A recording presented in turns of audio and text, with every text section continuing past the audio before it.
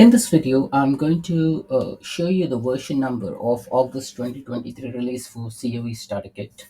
So there are namely six components within the CoE Starter Kit, which we are going to import that in the Power Platform environment.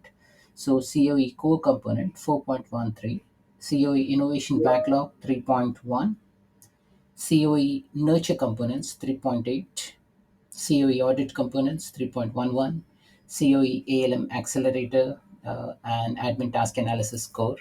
And the Audit Log Components is deprecated in the August 2023 release.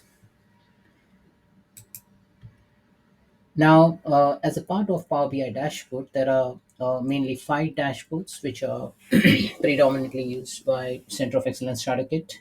Now, BYODL is pretty new dashboard, which you can see over here.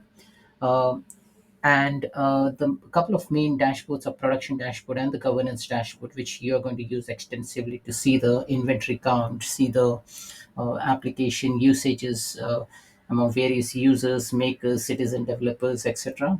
Power Platform Administration Planning is mainly for Power Platform Administrator. So it will help you decide and define the task for your organization and how long it's going to take and how many points to be assigned to individual task to get it done. Pulse COE dashboard, it's not frequently used. It's just a light dashboard which will help you analyze the sentiments within your organization with regards to some application. So that's it, folks. Thanks for watching this video.